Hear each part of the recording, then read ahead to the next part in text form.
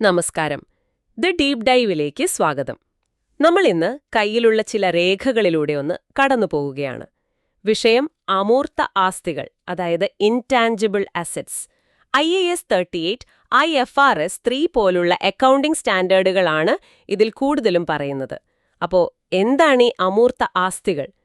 പേര് കേൾക്കുമ്പോൾ തന്നെ എന്താ പറയാ, ഒരു പിടികിട്ടാത്ത പോലെ അല്ലേ? കമ്പനികളൊക്കെ എങ്ങനെയാണ് ഇതിനെ കണക്കിലെടുക്കുന്നത്? ഗുഡ്വിൽ, ഗവേഷണം, വികസനം ഇതൊക്കെ വരുമ്പോ എന്താവും? ഈ നിയമങ്ങളൊക്കെ എന്തിനാണെന്ന് നമുക്കൊന്ന് നോക്കാം. വാ തുടങ്ങാം. തീർച്ചയായും. അമൂർത്ത ആസ്തി IAS 38 പറയുന്നത് ഇത് തിരിച്ചറിയാൻ കഴിയണം, പിന്നെ പൈസയുടെ രൂപത്തിലാകരുത്, അതുപോലെ ഭൗതികമായിട്ട് കാണാനും പറ്റരുത്. അതാണ് അതിൻ്റെ ഒരു basic definition. Identifiable non monetary asset without physical substance. കേൾക്കുമ്പോൾ സിമ്പിളാണ്, എന്നാലും ഉദാഹരണങ്ങൾ പറഞ്ഞാൽ കുറച്ചുകൂടെ എളുപ്പമാവും അല്ലേ? ഈ ലൈസൻസ്, പേറ്റന്റ്, കോപ്പിറൈറ്റ്, ബ്രാൻഡ് പേരുകൾ, ട്രേഡ് മാർക്കുകൾ ഇതൊക്കെ തന്നെയല്ലേ നമ്മൾ സാധാരണ കേൾക്കുന്നത്? അതെ, അതൊക്കെ തന്നെയാണ് സാധാരണ ഉദാഹരണങ്ങൾ. ഇതില് ഈ തിരിച്ചറിയാൻ കഴിയുന്നത്, അതായത് ഐഡന്റിഫയബിൾ എന്ന വാക്ക് പ്രധാനപ്പെട്ടതാണ്. ഒരാസ്തി അങ്ങനെ ആകണമെങ്കിൽ രണ്ടിലൊരു കാര്യം നടക്കണം. ഒന്നുകിൽ അതിനെ ആ കമ്പനിയിൽ നിന്നും മാറ്റിയിട്ട് വേറെ വിൽക്കാനോ വാടകയ്ക്ക് കൊടുക്കാനോ കൈമാറാനോ ഒക്കെ പറ്റണം. അതിനെ സെപ്പറബിൾ എന്ന് പറയും.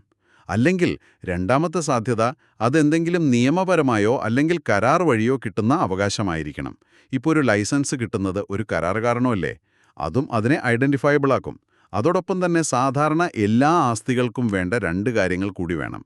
ഒന്ന്, സ്ഥാപനത്തിന് അതിൻ്റെ മേലെ ഒരു നിയന്ത്രണം, ഒരു കൺട്രോൾ വേണം. അതായത് അതിൽ നിന്നുള്ള ലാഭം വേറെ ആരും കൊണ്ടുപോകാതെ നോക്കാനും മറ്റുള്ളവരത് ഉപയോഗിക്കുന്നത് തടയാനും പറ്റണം. സാധാരണ നിയമപരമായ അവകാശങ്ങളുണ്ടെങ്കിൽ ഈ കൺട്രോൾ കിട്ടും.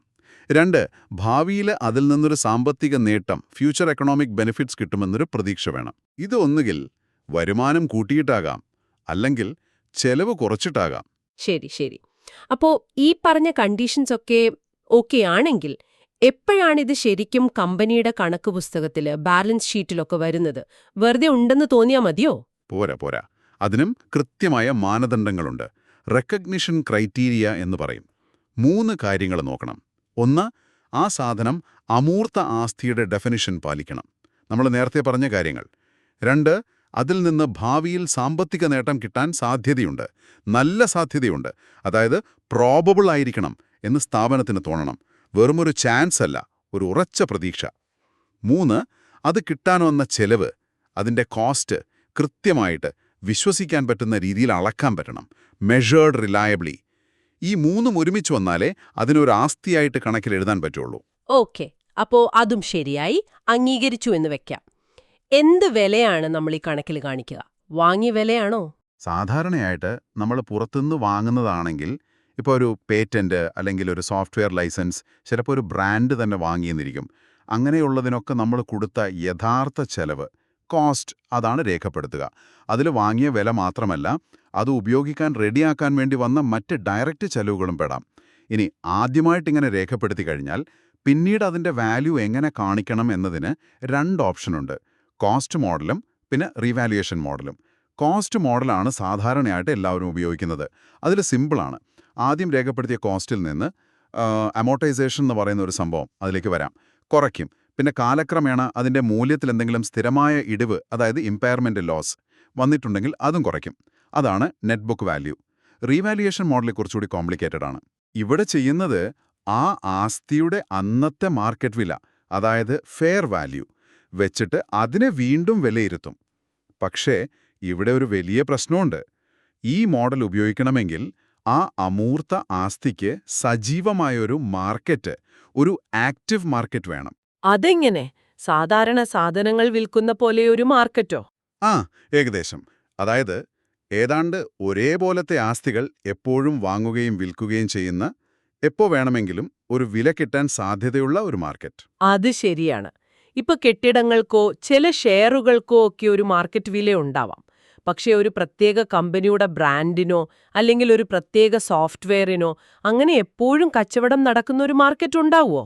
ഓരോന്നും യുണീക്കല്ലേ? അപ്പോൾ ഈ റീവാല്യുവേഷൻ മോഡൽ അധികം ഉപയോഗിക്കാൻ പറ്റില്ലായിരിക്കും അല്ലേ? അതെ, കറക്റ്റ്. താങ്കൾ പറഞ്ഞത് വളരെ ശരിയാണ്. IAS 38 തന്നെ പറയുന്നുണ്ട്, ഈ അമൂർത്ത ആസ്തികൾക്ക് ഒരു ആക്റ്റീവ് മാർക്കറ്റ് ഉണ്ടാവുക എന്നത് വളരെ റെയറാണ്. കാരണം അവയുടെ ആ ഒരു യുണീക്നെസ് തന്നെ. ചിലപ്പോൾ ടാക്സി ലൈസൻസ് പോലെയുള്ള ചിലതിന് ഒരു സെക്കൻഡറി മാർക്കറ്റ് ഉണ്ടാവാം. പക്ഷേ മിക്ക പേറ്റന്റിനും ബ്രാൻഡിനും ട്രേഡ് മാർക്കിനുമൊന്നും ഇത് നടക്കില്ല. അതുകൊണ്ട് മിക്കവാറും കമ്പനികൾ കോസ്റ്റ് മോഡലിൽ തന്നെയാണ് മുന്നോട്ടു പോകുന്നത്. നേരത്തെ അമോർട്ടൈസേഷൻ എന്ന് പറഞ്ഞല്ലോ. ഇത് നമ്മൾ സാധാരണ ഈ മെഷീനറിക്കും ബിൽഡിങ്ങിനുമൊക്കെ പറയുന്ന തേയ്മാനം, ഡിപ്രീസിയേഷൻ, അതുപോലത്തെ ഒരു ഏർപ്പാടാണോ? അതേ ഐഡിയ ആണോ? ഐഡിയ സെയിം ആണ്. അതായത് ഒരു ആസ്തിയുടെ വില അത് ഉപയോഗിക്കാൻ സാധ്യതയുള്ള കാലത്തേക്ക്, അതിന്റെ യൂസ്ഫുൾ ലൈഫിലേക്ക് ഒരു സിസ്റ്റമാറ്റിക് ആയിട്ട് വീതിച്ചു കൊടുക്കുക. അതാണ് സംഭവം. ഫിസിക്കൽ അസറ്റിന് ഡിപ്രീസിയേഷൻ എന്ന് പറയും, ഇൻടാഞ്ചിബിൾ അസറ്റിന് അമോർട്ടൈസേഷൻ എന്നും പറയും. പക്ഷേ ഇവിടെ ഒരു ചെറിയ വ്യത്യാസമുണ്ട്. ചില ഇൻടാഞ്ചിബിൾ അസറ്റുകൾക്ക് ഒരു നിശ്ചിത കാലയളവേ ഉപയോഗം കാണൂ, ഒരു ഫൈനൈറ്റ് യൂസ്ഫുൾ ലൈഫ്. ഉദാഹരണത്തിന് ഒരു 5 വർഷത്തേക്കുള്ള ലൈസൻസ്. 5 വർഷം കഴിഞ്ഞാൽ അതിന് വാല്യൂ ഇല്ല. അങ്ങനെയുള്ളതിനെ ആ 5 വർഷം കൊണ്ട് കൃത്യമായി അമോർട്ടൈസ് ചെയ്യണം, എല്ലാ വർഷവും ഈക്വൽ എമൗണ്ടായിട്ട്, സ്ട്രെയിറ്റ് ലൈൻ മെത്തേഡിൽ. എന്നാൽ ചില അമൂർത്ത ആസ്തികളുണ്ട്. അവയ്ക്ക് ഒരു ഇൻഡെഫിനിറ്റ് യൂസ്ഫുൾ ലൈഫ് ഉണ്ടാകാം. അതായത് അത് എത്ര കാലത്തേക്ക് നമുക്ക് സാമ്പത്തിക നേട്ടം തരുമെന്ന് ഒരു പരിധി വെച്ച് പറയാൻ പറ്റില്ല. ഉദാഹരണത്തിന് ഒരു ഭയങ്കര സ്ട്രോങ് ആയിട്ടുള്ള മാർക്കറ്റിൽ കാലങ്ങളായി നിൽക്കുന്ന ഒരു ബ്രാൻഡ് നെയിം നമ്മൾ വാങ്ങുന്നുവെന്ന് കരുതുക. അത് ചിലപ്പോൾ എന്നേക്കും നിലനിന്നേക്കാം. ഇങ്ങനെയുള്ള ആസ്തികളെ അമോർട്ടൈസ് ചെയ്യേണ്ട കാര്യമില്ല. അമോർട്ടൈസ് ചെയ്യണ്ടേ? അതെന്താ? അപ്പൊ അതിന്റെ വില എപ്പോഴും ഒന്നായിട്ട് തന്നെ നിൽക്കുവോ ബാലൻസ് ഷീറ്റില്? ഇല്ല. അവിടെയാണ് ശ്രദ്ധിക്കേണ്ട പോയിന്റ്. അമോർട്ടൈസ് ചെയ്യില്ലാന്നേ ഉള്ളൂ. പക്ഷേ അവയുടെ വാല്യൂവിന് എന്തെങ്കിലും കാര്യമായ കുറവ് വന്നിട്ടുണ്ടോ, അതായത് ഇംപെയർമെന്റ് സംഭവിച്ചിട്ടുണ്ടോ എന്ന് എല്ലാ വർഷവും നിർബന്ധമായും ടെസ്റ്റ് ചെയ്യണം. മാർക്കറ്റ് മാറുമ്പോഴോ പുതിയ കോമ്പറ്റീറ്റേഴ്സ് വരുമ്പോഴോ നിയമം മാറുമ്പോഴോ ഒക്കെ ഇതിന്റെ വില കുറയാം. അങ്ങനെ കുറവുണ്ടെന്ന് കണ്ടാൽ ആ നഷ്ടം അപ്പോൾ തന്നെ റെക്കോർഡ് ചെയ്യണം. ഓഹോ, അപ്പൊ കടലാസിൽ കാലപ്പഴക്കം വരുന്നില്ല, പക്ഷെ അതിന്റെ ആരോഗ്യം കൊല്ലാവർഷം പോയി ചെക്ക് ചെയ്യണം. അങ്ങനെയാണല്ലേ? ഇത് കൊള്ളാലോ. ശരി, ഈ വാങ്ങിയ ആസ്തികളുടെ കാര്യം ഏറെക്കുറെ മനസ്സിലായി. പക്ഷേ ഇപ്പോഴത്തെ കാലത്ത് പ്രത്യേകിച്ച് ഈ ടെക് കമ്പനികളൊക്കെ അവരുടെ ഏറ്റവും വലിയ അസറ്റ് എന്ന് പറയുന്നത് അവർ സ്വന്തമായിട്ടുണ്ടാക്കിയെടുക്കുന്ന കാര്യങ്ങളല്ലേ? ഒരു സോഫ്റ്റ്വെയർ കോഡ്, പുതിയൊരു മരുന്നിന്റെ ഫോർമുല, അല്ലെങ്കിൽ ഒരു വലിയ കസ്റ്റമർ ഡേറ്റാബേസ്, ഇതൊക്കെ അവരുണ്ടാക്കിയെടുക്കുന്നതല്ലേ? ഇതിനെയൊക്കെ എങ്ങനെയാ കണക്കിൽപ്പെടുത്തുക? ഇതിനും ഇതേ റൂൾസൊക്കെ തന്നെയാണോ? ഇത് വളരെ റെലവൻ്റ് ആയിട്ടുള്ളൊരു ചോദ്യമാണ്. കാരണം ഇവിടെ കാര്യങ്ങൾ കുറച്ച് വ്യത്യാസമുണ്ട്. പൊതുവെയുള്ള നിയമം എന്താണെന്ന് വെച്ചാൽ, നമ്മൾ സ്വന്തമായിട്ട് ആന്തരികമായിട്ടുണ്ടാക്കുന്ന അമൂർത്ത ആസ്തികളെ സാധാരണഗതിയിൽ ബാലൻസ് ഷീറ്റിൽ ഒരു ആസ്തിയായിട്ട് കാണിക്കാൻ പാടില്ല. കാണിക്കാൻ പാടില്ലെന്നോ? അതെന്താ കാരണം? ഇത്രയും കഷ്ടപ്പെട്ടുണ്ടാക്കുന്നതല്ലേ? ഇവകളിൽ നിന്ന് വേർതിരിച്ചെടുക്കാൻ ഭയങ്കര ബുദ്ധിമുട്ടാണെന്നുള്ളതാണ്. ഇപ്പോൾ ഒരു പുതിയ സോഫ്റ്റ്വെയർ ഉണ്ടാക്കുകയാണെങ്കിൽ അതിൽ ജോലി ചെയ്തവരുടെ ശമ്പളം, ഓഫീസ് റെന്റ്, കറന്റ് ചാർജ്, ഇതിലൊക്കെ എത്ര ഭാഗം ആ സോഫ്റ്റ്വെയറിനു വേണ്ടി മാത്രമായിരുന്നു എന്ന് കൃത്യമായിട്ട് പറയാൻ പറ്റുമോ? ആ ചെലവ് വിശ്വസനീയമായി അളക്കാൻ പറ്റാത്തതുകൊണ്ട് അതിനെ ഒരു അസറ്റായിട്ട് കാണിക്കാൻ സ്റ്റാൻഡേർഡ് സമ്മതിക്കുന്നില്ല. IAS 38 കുറച്ച് കാര്യങ്ങൾ എടുത്തു തന്നെ പറയുന്നുണ്ട്. അവ ഇന്റേണലി ഉണ്ടാക്കിയതാണെങ്കിൽ ഒരിക്കലും അസറ്റാക്കരുത് എന്ന്. ഉദാഹരണത്തിന് ഗുഡ്വിൽ, ഇൻഹെറന്റ് ഗുഡ്വിൽ, ബ്രാൻഡുകൾ, ഈ പത്രങ്ങളുടെയൊക്കെ തലക്കെട്ടിലെ masthead, publishing titles, customer list, ഇതൊന്നും സ്വന്തമായി ഉണ്ടാക്കിയതാണെങ്കിൽ അസറ്റ് അല്ല. ഒരു മിനിറ്റ്, ബ്രാൻഡുകൾ പറ്റില്ലെന്നോ? ഇപ്പോ ലോകത്തിലെ ഏറ്റവും വിലപിടിപ്പുള്ള കമ്പനികൾ എടുത്താല് അവരുടെ ബ്രാൻഡ് വാല്യൂ തന്നെയല്ലേ ഏറ്റവും വലുത്? ഒരു കമ്പനി കോടികൾ മാർക്കറ്റിങ്ങിനും മറ്റും മുടക്കി ഒരു ബ്രാൻഡ് ഉണ്ടാക്കിയെടുത്താല് അക്കൗണ്ടിംഗ് പറയും അതിന് വിലയില്ലാന്ന്. പക്ഷേ ഇതേ ബ്രാൻഡ് വേറൊരു കമ്പനി പോയി വാങ്ങിയാല് അപ്പോൾ അത് അസറ്റാവോ? ഇത് കേട്ടിട്ട് എന്തോ ഒരു വൈരുദ്ധ്യം പോലെ തോന്നുന്നുണ്ടല്ലോ. നിങ്ങൾ പറഞ്ഞത് കറക്റ്റാണ്. ഇതൊരു വലിയ വൈരുദ്ധ്യം തന്നെയാണ് അക്കൗണ്ടിങ്ങിലുള്ളത്. ഒരു കമ്പനി സ്വന്തമായിട്ട് ഒരു ബ്രാൻഡ് ഉണ്ടാക്കാൻ എത്ര പൈസ ചെലവാക്കിയാലും, ഇപ്പോൾ പരസ്യത്തിന് കോടികൾ ചെലവാക്കിയാലും അതെല്ലാം ആ കൊല്ലത്തെ ലാഭനഷ്ട കണക്കിൽ ചെലവായിട്ടങ്ങ് എഴുതി തള്ളണം. അതേസമയം നിങ്ങൾ വേറൊരു കമ്പനിയിൽ നിന്ന് അവരുടെ ഭയങ്കര ഫേമസ് ആയ ഒരു ബ്രാൻഡ് വലിയൊരു വില കൊടുത്ത് വാങ്ങുകയാണെങ്കിൽ ആ കൊടുത്ത വിലയെ ഒരു ഇൻടാഞ്ചിബിൾ അസറ്റായിട്ട് ബാലൻസ് ഷീറ്റിൽ കാണിക്കുകയും ചെയ്യാം. അതാണ് നിയമം. വാങ്ങിയതും സ്വയം ഉണ്ടാക്കിയതും തമ്മിൽ അക്കൗണ്ടിങ് വലിയൊരു വേർതിരിവ് കാണിക്കുന്നുണ്ട്. ഇത് ശരിക്കും പറഞ്ഞാൽ കമ്പനിയുടെ യഥാർത്ഥ മൂല്യവും ബുക്കിലുള്ള മൂല്യവും തമ്മിൽ വലിയ ഗ്യാപ്പ് ഉണ്ടാക്കാനൊരു കാരണമാണ്. അപ്പോ ഈ പറഞ്ഞ പോലെ ആന്തരികമായി ഉണ്ടാകുന്ന ഗുഡ്വിൽ അതും അംഗീകരിക്കില്ല എന്ന് പറഞ്ഞു. അപ്പൊ പിന്നെ എന്താണ് ഈ ഗുഡ്വിൽ എന്ന് പറയുന്ന സാധനം? അതെപ്പോഴാണ് ഈ കണക്കിലൊക്കെ വരുന്നത്? ഗുഡ്വിൽ എന്ന് പറയുന്നത് ഒരു സ്പെഷ്യൽ കേസിൽ മാത്രം വരുന്ന ഒരു ഇൻടാഞ്ചിബിൾ അസറ്റാണ്. എപ്പോഴാണെന്ന് വെച്ചാൽ ഒരു ബിസിനസ് വേറൊരു ബിസിനസ്സിനെ ഏറ്റെടുക്കുമ്പോൾ, ഒരു ബിസിനസ് അക്വിസിഷൻ നടക്കുമ്പോൾ, അപ്പം നമ്മൾ വാങ്ങുന്ന കമ്പനിയുടെ തിരിച്ചറിയാൻ പറ്റുന്ന ആസ്തിബാധ്യതകളുടെ നെറ്റ് വാല്യൂ, അതും ഫെയർ വാല്യൂവിൽ കണക്കാക്കുമ്പോൾ അതിനേക്കാൾ എത്ര കൂടുതൽ പൈസയാണോ നമ്മൾ കൊടുക്കുന്നത്, ആ അധികം കൊടുക്കുന്ന തുകയാണ് ഗുഡ്വിൽ. ഉദാഹരണത്തിന്, ഒരു കമ്പനിയുടെ നെറ്റ് അസറ്റ്സ്, അതായത് ആസ്തികൾ മൈനസ് ബാധ്യതകൾ, അതിൻ്റെയൊക്കെ മാർക്കറ്റ് വില നോക്കുമ്പോൾ 100 കോടി രൂപയുള്ളൂ. പക്ഷെ നമ്മളത് വാങ്ങുന്നത് 120 കോടിക്കാണെങ്കിൽ ആ അധികം കൊടുത്ത 20 കോടി, അതാണ് ഗുഡ്വിൽ. എന്തിനായി കൂടുതൽ കൊടുക്കുന്നത്? ഒരുപക്ഷെ ആ കമ്പനിയുടെ പേര്, നല്ല കസ്റ്റമർ ബേസ്, നല്ല കഴിവുള്ള സ്റ്റാഫ്, നല്ല സിസ്റ്റംസ്, ഇങ്ങനെ പല കാര്യങ്ങളുണ്ടാവാം. അതിനെയൊന്നും സെപ്പറേറ്റായിട്ട് വിലയിടാൻ പറ്റില്ല. അപ്പോൾ അതിൻ്റെയൊക്കെ ഒരു ആകെ തുകയാണ് ഈ ഗുഡ്വില്ലായിട്ട് വരുന്നത്. ഇവിടെയും നമ്മൾ നേരത്തെ ബ്രാൻഡിൻ്റെ കാര്യത്തിൽ പറഞ്ഞ അതേ നിയമം വരും. IFRS 3 സ്റ്റാൻഡേർഡ് പറയുന്നത് ഇങ്ങനൊരു ബിസിനസ് വാങ്ങുമ്പോഴുണ്ടാകുന്ന ഗുഡ്വിൽ, അതായത് പർച്ചേസ്ഡ് ഗുഡ്വിൽ, അതുമാത്രമേ അസറ്റായിട്ട് കാണിക്കാൻ പാടുള്ളൂ എന്നാണ്. ഒരു കമ്പനിക്ക് കാലങ്ങളായിട്ട് നല്ല രീതിയിൽ പ്രവർത്തിച്ച് സ്വന്തമായിട്ടൊരു പേരും പെരുമയുമൊക്കെ ഉണ്ടാവാം. അതിനെ ഇൻഹെറന്റ് ഗുഡ്വിൽ എന്ന് പറയും. പക്ഷേ അത് ബാലൻസ് ഷീറ്റിൽ കാണിക്കില്ല. കാരണം അതിൻ്റെ കോസ്റ്റ് എത്രയാണെന്ന് നമുക്ക് വിശ്വസനീയമായിട്ട് പറയാൻ പറ്റില്ല. വളരെ ക്ലിയർ. അപ്പോൾ വാങ്ങുമ്പോൾ കൂടുതൽ കൊടുക്കുന്ന എക്സ്ട്രാ പൈസയാണ് ഗുഡ്വിൽ. സ്വന്തമായി ഉണ്ടാക്കിയെടുക്കുന്ന പേരിന് കണക്കിൽ സ്ഥാനമില്ല. ഓക്കെ, ഈ വാങ്ങിയതും ഉണ്ടാക്കിയതും തമ്മിലുള്ള വ്യത്യാസം ഇപ്പോൾ നന്നായിട്ട് മനസ്സിലായി. ഇത് ശരിക്കും വലിയ ഇമ്പാക്റ്റ് ഉണ്ടാക്കുന്ന വേറൊരു ഏരിയ ആണല്ലോ research and development, R&D. Tech കമ്പനികളും ഫാർമ കമ്പനികളുമൊക്കെ ഭയങ്കര പൈസയല്ലേ ഇതിന് ചെലവാക്കുന്നത്. അപ്പോൾ ഈ R&D ചെലവുകളെ എങ്ങനെയാണ് കണക്കുകൾ കാണുന്നത്? ഇത് വളരെ പ്രധാനപ്പെട്ട ഒരു ഡിസ്റ്റിങ്ഷനാണ്. IAS 38 റിസർച്ചിനും ഡെവലപ്മെന്റിനും 2 ട്രീറ്റ്മെന്റാണ് പറയുന്നത്. റിസർച്ച് എന്ന് പറഞ്ഞാൽ പുതിയ എന്തെങ്കിലും സയന്റിഫിക് ആയതോ ടെക്നിക്കൽ ആയതോ ആയ അറിവ് നേടാനുള്ള ഒരു അന്വേഷണമാണ്. ഇത് തുടക്കത്തിലുള്ള സ്റ്റേജാണ്. ഫലം കിട്ടുമോ എന്നുറപ്പില്ല. ഉദാഹരണത്തിന്, ലാബിൽ നടത്തുന്ന ബേസിക് എക്സ്പെരിമെന്റ്സ്, ഒരു ഐഡിയ വർക്കാവുമോ എന്ന് നോക്കുന്ന ഫീസിബിലിറ്റി സ്റ്റഡിയൊക്കെ. റിസർച്ചിന് വരുന്ന എല്ലാ ചെലവും അത് എപ്പോൾ വരുന്നോ അപ്പോൾ തന്നെ ലാഭനഷ്ട കണക്കിൽ ഒരു എക്സ്പെൻസ് ആയിട്ട് എഴുതണം. അതിനൊരു കാരണവശാലും അസറ്റാക്കാൻ പറ്റില്ല. റിസൾട്ട് എന്തു തന്നെയായാലും ചെലവ് തന്നെ. എന്നാൽ ഡെവലപ്മെന്റ് എന്ന് പറഞ്ഞാൽ അത് കുറച്ചുകൂടി മുന്നോട്ട് പോയ സ്റ്റേജാണ്. റിസർച്ചിൽ നിന്ന് കിട്ടിയ അറിവോ അല്ലെങ്കിൽ വേറെ എന്തെങ്കിലും അറിവോ ഉപയോഗിച്ചിട്ട് ഒരു സാധനം വാണിജ്യപരമായി ഉണ്ടാക്കുന്നതിന് മുമ്പ് പുതിയതോ അല്ലെങ്കിൽ നിലവിലുള്ളതിനെ മെച്ചപ്പെടുത്തിയതോ ആയ പ്രോഡക്ട്സ്, പ്രോസസ്സ്, സിസ്റ്റംസ് ഒക്കെ ഉണ്ടാക്കാനുള്ള പ്ലാൻ ഉണ്ടാക്കുക, ഡിസൈൻ ചെയ്യുക, പ്രോട്ടോടൈപ്പ് ഉണ്ടാക്കുക, ടെസ്റ്റ് ചെയ്യുക. ഇതൊക്കെയാണ് ഡെവലപ്മെന്റ്. ഇവിടെ ഒരു സാധനം ഉണ്ടാക്കിയെടുക്കുക എന്നൊരു ഉദ്ദേശമുണ്ട്. ഓക്കെ, അപ്പോൾ റിസർച്ച് എപ്പോഴും ചെലവാണ്.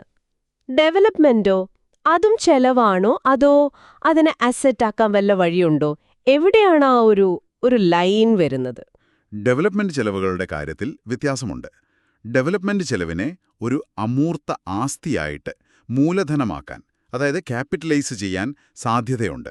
അതിനെ ബാലൻസ് ഷീറ്റിൽ ഒരു അസറ്റായി കാണിക്കാൻ പറ്റിയേക്കാം. പക്ഷേ അതിന് വളരെ സ്ട്രിക്റ്റ് ആയിട്ടുള്ള 6 കണ്ടീഷൻസ് ഉണ്ട്. 6ഉം ഒന്നിച്ചു പാലിക്കണം. ഏതെങ്കിലും ഒന്ന് മിസ്സായാൽ അതും റിസർച്ച് പോലെ തന്നെ ചെലവായിട്ട് എഴുതിത്തള്ളണം. 6 കണ്ടീഷൻസ് അതെന്തൊക്കെയാണ്? ഇത് പ്രധാനമാണെന്ന് തോന്നുന്നു. കാരണം ഇതാണല്ലോ ഒരു വലിയ എമൗണ്ടിനെ ചെലവാണോ ആസ്തിയാണോ എന്ന് തീരുമാനിക്കുന്നത്. പറയാം, ഞാൻ ചുരുക്കി പറയാം. 1. ടെക്നിക്കലി ഇത് ഉണ്ടാക്കിയെടുക്കാൻ പറ്റുമോ? Technical feasibility. 2. ഉണ്ടാക്കിയെടുത്തിട്ട് അത് ഉപയോഗിക്കാനോ അല്ലെങ്കിൽ വിൽക്കാനോ കമ്പനിക്ക് ഉദ്ദേശ്യമുണ്ടോ? Intention to complete and use sell. 3. അങ്ങനെ ചെയ്യാനുള്ള കഴിവ്, എബിലിറ്റി കമ്പനിക്കുണ്ടോ? Ability to use sell. 4. ഇതിൽ നിന്ന് ഭാവിയിൽ എങ്ങനെ കാശ് കിട്ടും, അതായത് എക്കണോമിക് ബെനിഫിറ്റ് എങ്ങനെ ഉണ്ടാവും എന്ന് കാണിക്കാൻ പറ്റുമോ? Probable future economic benefits. 5. ഇത് പൂർത്തിയാക്കാൻ വേണ്ട പൈസ, ടെക്നോളജി, ആൾക്കാരൊക്കെ ഉണ്ടോ? Available resources. 6. ഈ ഡെവലപ്മെന്റിനു വേണ്ടി മാത്രം വന്ന ചെലവ് എത്രയാണെന്ന് കൃത്യമായിട്ട് അളക്കാൻ പറ്റുമോ? Reliable cost measurement. ഓ, അപ്പൊ ഈ 6 ചോദ്യത്തിനും യെസ് എന്നുത്തരം കിട്ടിയാൽ മാത്രമേ ഡെവലപ്മെന്റ് കോസ്റ്റിനെ ബാലൻസ് ഷീറ്റിലേക്ക് കൊണ്ടുപോകാൻ പറ്റൂ, ഒരു ഇൻടാഞ്ചിബിൾ അസറ്റായിട്ട്. ഇല്ലെങ്കിൽ നേരെ P&L അക്കൗണ്ടിലേക്ക് എക്സ്പെൻസ് ആയിട്ട്. ഇത് കമ്പനിയുടെ ലാഭത്തിനെ ശരിക്കും ബാധിക്കുമല്ലോ. തീർച്ചയായും. അതുകൊണ്ടാണ് ഇത് ഇത്രയും പ്രധാനപ്പെട്ടതാവുന്നത്. ഉദാഹരണത്തിന്, ഒരു പുതിയ പ്രോസസ്സ് ഉണ്ടാക്കാൻ ഒരു $5 ലക്ഷം ചെലവാക്കി. ഈ 6 കണ്ടീഷനും മീറ്റ് ചെയ്യുന്നു എന്ന് കാണിക്കാൻ പറ്റിയാൽ ഈ 5 ലക്ഷം ഒരു അസറ്റായി മാറും. ഇല്ലെങ്കിലോ ആ കൊല്ലത്തെ പ്രോഫിറ്റ് 5 ലക്ഷം കുറയും. ഇവിടെ ഓർക്കേണ്ട വേറൊരു പ്രധാന കാര്യം കൂടിയുണ്ട്. ഒരിക്കലൊരു ചെലവിനെ നമ്മൾ എക്സ്പെൻസായിട്ട് എഴുതി തള്ളിയാൽ, അതായത് റിസർച്ച് കോസ്റ്റോ അല്ലെങ്കിൽ ഈ 6 കണ്ടീഷൻ മീറ്റ് ചെയ്യാത്ത ഡെവലപ്മെന്റ് കോസ്റ്റോ, പിന്നീട് സാഹചര്യങ്ങൾ മാറി ഈ കണ്ടീഷൻസൊക്കെ മീറ്റ് ചെയ്താലും ആ പഴയ ചെലവിനെ തിരിച്ചു കൊണ്ടുവന്ന് അസറ്റാക്കാൻ പറ്റില്ല. ആ തീരുമാനം ഫൈനലാണ്. പിന്നെ ഇങ്ങനെ ക്യാപിറ്റലൈസ് ചെയ്ത ഡെവലപ്മെന്റ് കോസ്റ്റിനെ പിന്നീട് ആ അസറ്റ് ഉപയോഗിക്കാൻ തുടങ്ങുമ്പോൾ മുതൽ അതിന്റെ യൂസ്ഫുൾ ലൈഫിലേക്ക് അമോർട്ടൈസ് ചെയ്യുകയും വേണം. മനസ്സിലായി. ഈ പറഞ്ഞ നിയമങ്ങളൊക്കെ ശരിക്കും എങ്ങനെയാണ് വർക്ക് ചെയ്യുന്നത് എന്നറിയാൻ നമ്മുടെ കയ്യിലുള്ള സോഴ്സിലെ ചില ഉദാഹരണങ്ങൾ വെച്ച് നോക്കിയാലോ? പെട്ടെന്ന് കാര്യം പിടികിട്ടും. നല്ല ഐഡിയ. ഇപ്പോ സ്റ്റാഫിന് പുതിയൊരു ടെക്നോളജി പഠിപ്പിക്കാൻ ട്രെയിനിങ് കൊടുക്കുന്ന ചെലവോ? അതെപ്പോഴും എക്സ്പെൻസാണ്. കാരണം ട്രെയിനിങ് കിട്ടിയ സ്റ്റാഫ് നാളെ കമ്പനിയിൽ ഉണ്ടാവും നമുക്ക് ഉറപ്പില്ലല്ലോ. ആ ട്രെയിനിങ് എന്ന് പറയുന്ന അസറ്റിന്റെ മേലെ കമ്പനിക്കൊരു ഫുൾ കൺട്രോൾ ഇല്ല. അതുകൊണ്ട് IAS 38 പറയും അത് അസറ്റല്ല, ചെലവായിട്ട് എഴുതിക്കോ എന്ന്. ശരി. ഇനി പുതിയൊരു പ്രോഡക്റ്റ് ഇറക്കുമ്പോൾ അതിന്റെ മാർക്കറ്റിംഗ്, പരസ്യം ഇതിലൊക്കെ വരുന്ന ചെലവോ? അതും എപ്പോഴും ചെലവാണ്. ഭാവിയിൽ ഗുണം കിട്ടിയേക്കാം, പക്ഷേ മാർക്കറ്റിംഗ് കോസ്റ്റിനെ അസറ്റാക്കാൻ സ്റ്റാൻഡേർഡ് സമ്മതിക്കുന്നില്ല.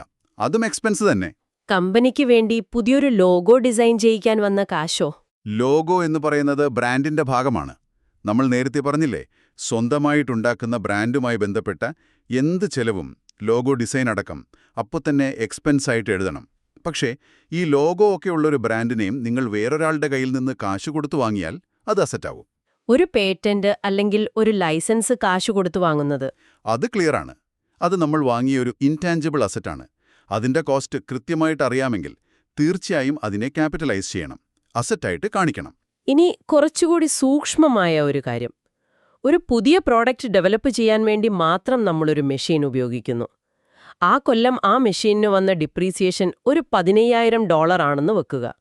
ഇതെന്ത് ചെയ്യും? നല്ല ചോദ്യം. ആ ഡെവലപ്മെന്റ് പ്രോജക്റ്റ് നമ്മൾ നേരത്തെ പറഞ്ഞ 6 കണ്ടീഷനും മീറ്റ് ചെയ്യുന്നുണ്ടെങ്കിൽ, അതായത് അതിന്റെ കോസ്റ്റ് ക്യാപിറ്റലൈസ് ചെയ്യാൻ പറ്റുമെങ്കിൽ, ആ ഡെവലപ്മെന്റിന് വേണ്ടി ഉപയോഗിച്ച മെഷീന്റെ ഡിപ്രീസിയേഷൻ പോലെയുള്ള ഡയറക്റ്റ് കോസ്റ്റുകളെ ആ ഉണ്ടാക്കുന്ന പുതിയ ഇൻടാഞ്ചിബിൾ അസറ്റിന്റെ കോസ്റ്റിന്റെ ഭാഗമാക്കാം. അതായത് മറ്റ് ഡെവലപ്മെന്റ് കോസ്റ്റിന്റെ കൂടെ ഈ $15,000 ഡിപ്രീസിയേഷനും കൂട്ടിയിട്ട് ക്യാപിറ്റലൈസ് ചെയ്യാം. കൊള്ളാം. അപ്പോൾ ഒരു അസറ്റ് ഉണ്ടാക്കാൻ സഹായിച്ച വേറൊരു അസറ്റിന്റെ തേയ്മാനം പോലും പുതിയ അസറ്റിന്റെ വിലയുടെ ഭാഗമാകാൻ ചാൻസ് ഉണ്ട്. ശരിക്കും ഡീറ്റെയിൽഡ് ആയിട്ടുള്ള നിയമങ്ങളാണല്ലേ ഇതൊക്കെ? അപ്പോൾ നമ്മൾ ഇന്ന് സംസാരിച്ച കാര്യങ്ങളൊന്ന് ചുരുക്കിയാൽ, ഈ അമൂർത്ത ആസ്തികൾക്ക് രൂപമൊന്നും ഇല്ലെങ്കിലും കമ്പനികൾക്ക് ഭയങ്കര പ്രധാനപ്പെട്ടതാണ്. പക്ഷെ അക്കൗണ്ടിംഗ് ലോകത്ത് അതിനെയൊക്കെ അംഗീകരിക്കാൻ ഭയങ്കര സ്ട്രിക്റ്റ് റൂൾസ് ഉണ്ട്. തിരിച്ചറിയാൻ പറ്റണം, കൺട്രോൾ വേണം, കാശ് വരണം, കോസ്റ്റ് അളക്കാൻ പറ്റണം.